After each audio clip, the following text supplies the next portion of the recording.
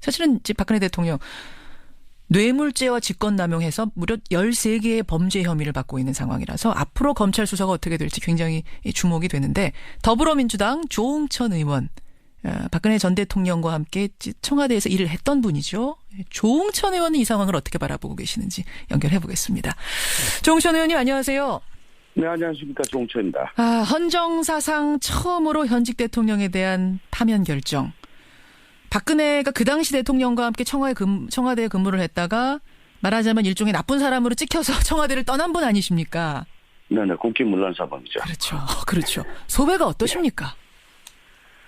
제가 있을 때도 그랬지만, 청와대나 내각에 직언을 하고 고언을 하는 분위기는 아니었습니다. 그런 사람들은 굉장히 배척당하고, 예. 또, 각종 불이익을 받는 그런 상황이 4년 내내 지속이 된 것 같고요. 예, 예. 예, 결과적으로 비선 실세라든가 문고리 또 황교안 권한대행을 비롯한 온 내각이 무능하거나 용기가 없거나 소명의식이 없는 그런 사람들한테 둘러싸여가지고 예. 4년 동안 벌거벗은 임금님 노릇을 한 거라고 생각합니다. 4년 동안 벌거벗은 임금님 노릇하다가 이제 내려왔구나 이런 생각이 드셨어요. 네.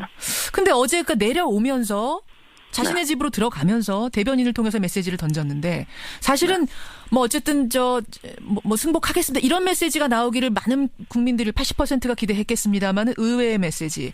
시간은 걸리겠지만 진실은 반드시 밝혀질 거다 이런 메시지를 남기고 집으로 들어갔습니다. 네. 어떻게 들으셨어요? 참 대통령께서 이 헌법재판소 탄핵 심판 최후 진술에 예. 그렇게 말씀하셨죠. 앞으로 어떤 상황이 오든지 우리 대한민국과 국민을 위해 가지고 예. 혼란을 조속히 극복하는 일에 최선을 다하겠다. 이런 말씀을 그때 서면 진술서에 했습니다. 하셨어요. 예. 그래서 저는 3명의 그 친박 집회 참가자가 사망을 한 그런 상황이고, 그렇죠. 또 이런 극단적인 혼란이 언제까지 지속될지 모르는 그런 상황에서 예. 그래도 국민 통합에 도움이 되는 말씀을 하실 거 아닌가라고 일말의 기대를 했었는데 예. 참 많이 놀랐습니다. 놀라셨어요. 예. 아마 저 자신의 지지자들에 대해서 감사하다.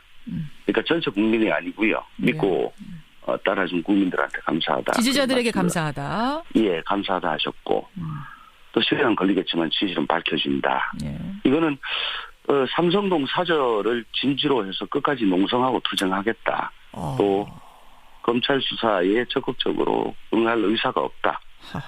그러니까 지지층의 결집과 골기를 촉구하는 걸로밖에 이해를 할 수가 없습니다. 지지자 3명이 사망했고 혼란 상황이 계속되는데 오히려 그것을 부추기고 더 불복의 상황을 이어가달라라는 메시지처럼 들리셔서 우려스러우셨습니까? 네네. 왜냐하면은 어저께 사실 박 전 대통령이 퇴거를 한다는 소식이 언론을 통해서 전해진 거는 오후 늦게였습니다. 그렇죠. 예. 근데 수백 명의 지지자들이 아침부터 그 사저 앞에서 태극기를 들고 어떻게 보면 박 전 대통령의 사저 귀환을 기다리는 듯한 그런 모습을 계속 나왔어요. 예. 그러니까 언론도 모르는 그런 연락을 받고 지지자들이 거기서 대기를 한 것 아닌가. 네. 정말 언론도 몰랐거든요. 언론도 네네. 몰랐는데 지지자들은 뭔가 연락을 받고 대기를 한 게 아닌가? 네네. 그 말씀은 그럼 어떻게 해석하시는 거예요?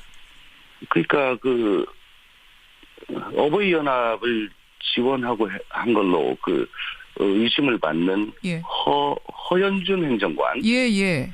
이런 분들이 SNS 활동을 보면은 지지자들 향해 가지고 계속 메시지를 보내고 있고 저희에게는 아직도 12척의 배가 남아 있습니다. 이런 SNS를 올린 걸로 봐서는 친박 집회 주도자들과는 일정 연결고리가 있는 걸로 그렇게 생각이 됩니다. 그래서 사실은 그 짧은 시간 안에 그렇게 많이 모여서 환호하기는 쉽지 않았을 텐데. 그리고 40일 동안, 예. 향후 40일 동안 삼성동 사저 앞에서 예. 집회 신고를 한 걸로 지금 해놨죠. 밝혀지고 있거든요. 그렇죠. 그러면 40일 동안 그 사저 골목 앞에서 태극기를 흔들고 모여 있으면 예. 검찰이 압수수색 영장을 들고 가서 혹은 체포영장을 들고 가서 예. 집행을 하려고 하더라도 그 상당한 곤란이 있지 않겠습니까? 체포를 하려고 해도 상당히 곤란할 네. 것이다. 문을 박 전 대통령께서는 사저 문을 걸어 잠그고 예. 검찰의 소환에 불응하고 있고 아하. 그래서 검찰은 부득이 체포영장을 들고 가지고 예. 소환 조사를 하려고 검찰청에 조사를 하려고 해도 예.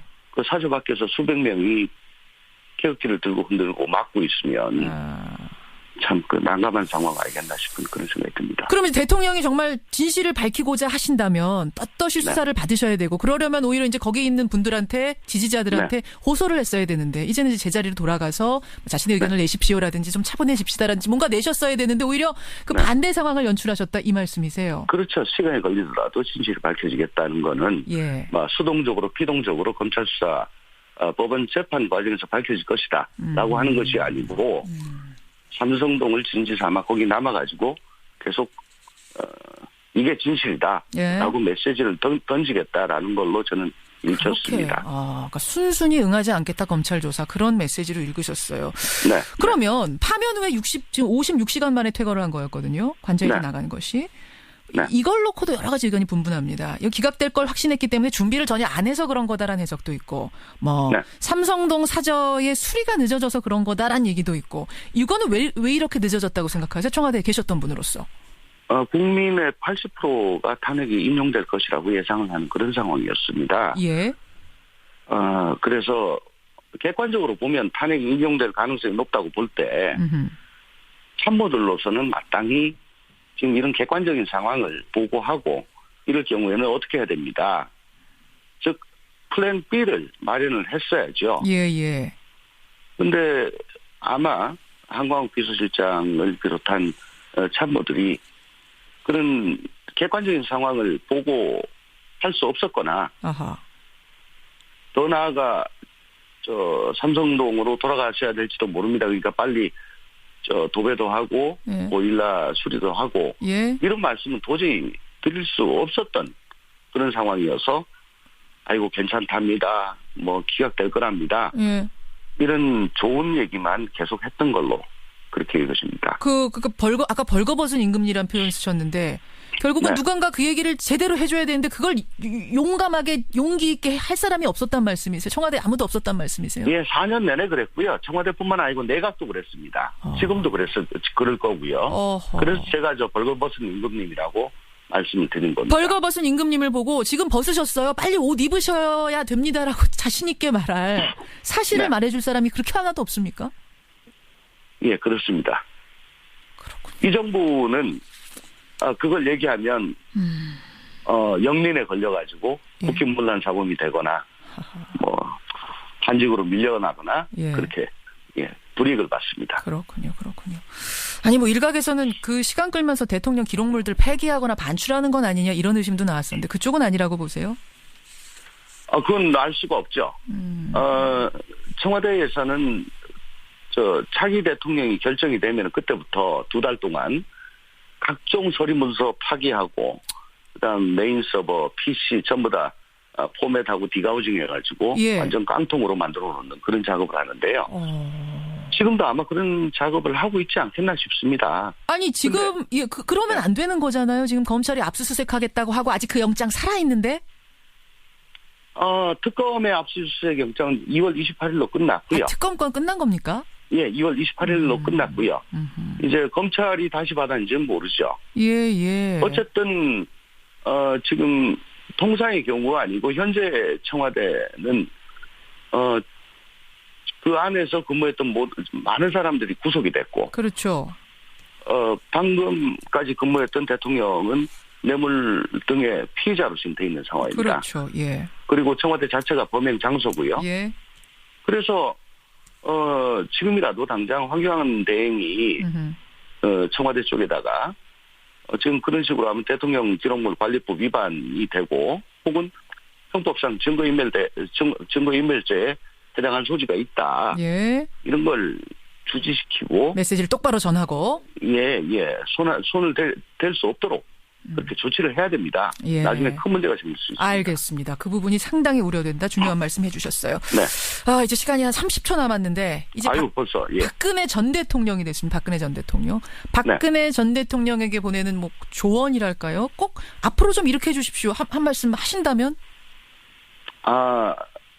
대통령 취임 때 하셨던 선서를 좀 상기하시고요.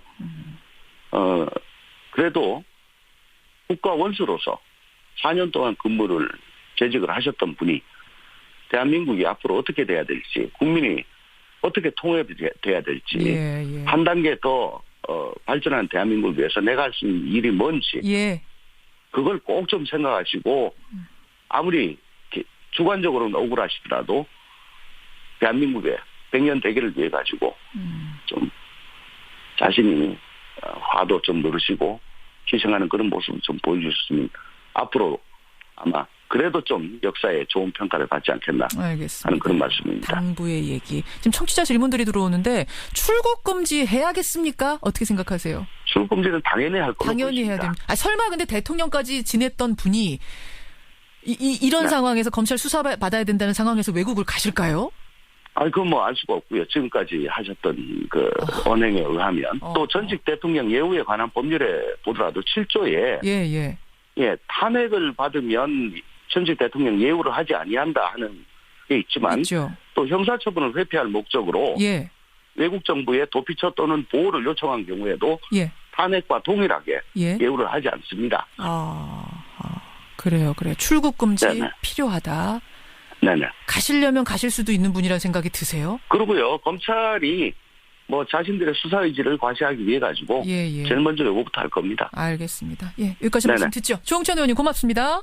네, 고맙습니다. 청와대에 근무했던 더불어민주당 조홍천 의원이었습니다.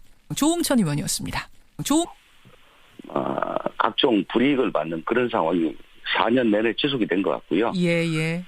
결과적으로 뭐 비선 실세라든가 뭐 문고리 또 황교안 권한대행을 비롯한 온 내각이 무능하거나 용기가 없거나 소명의식이 없는 그런 사람들한테 둘러싸여가지고 4년 동안 벌거벗은 임금님 노릇을 한 거라고 생각합니다. 4년 동안 벌거벗은 임금님 노릇하다가 이제 내려왔구나 이런 생각이 드셨어요.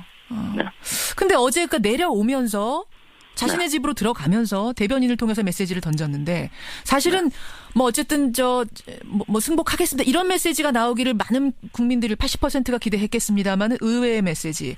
시간은 걸리겠지만 진실은 반드시 밝혀질 거다 이런 메시지를 남기고 집으로 들어갔습니다.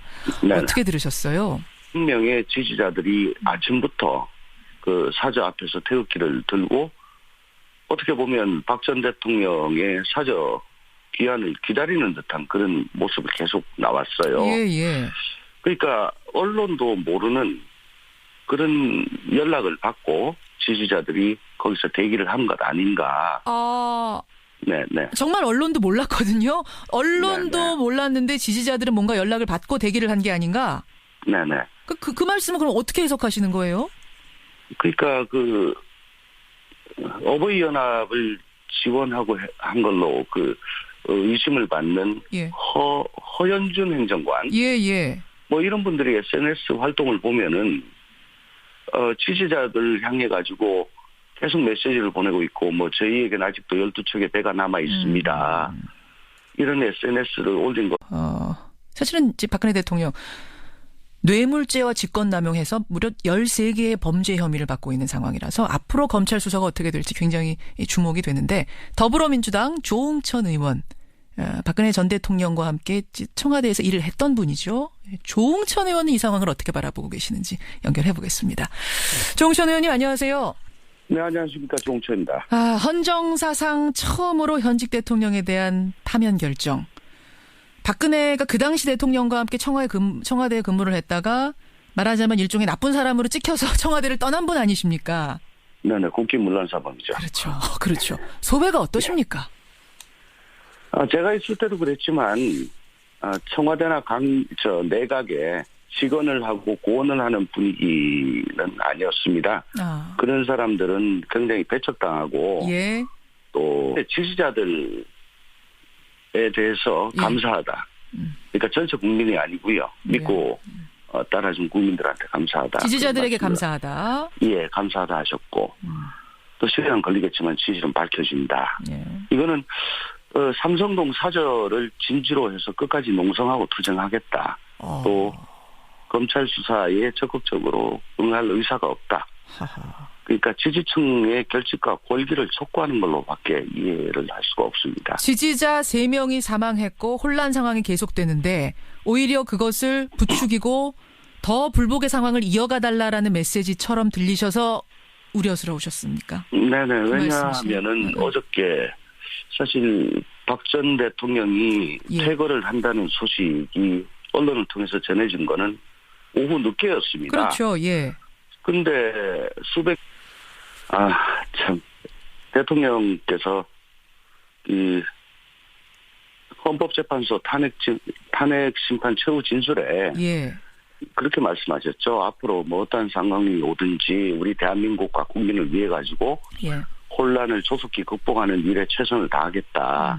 뭐 이런 말씀을 그때 서면 진술서에 했습니다. 하셨어요. 예. 그래서 저는 3명의 그 친박 집회 참가자가 사망을 한 그런 상황이고, 그렇죠. 또 이런 극단적인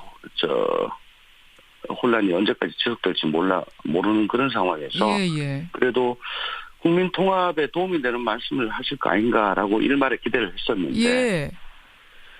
참, 예, 많이 놀랐습니다. 놀라셨어요. 예. 아마 저 자신의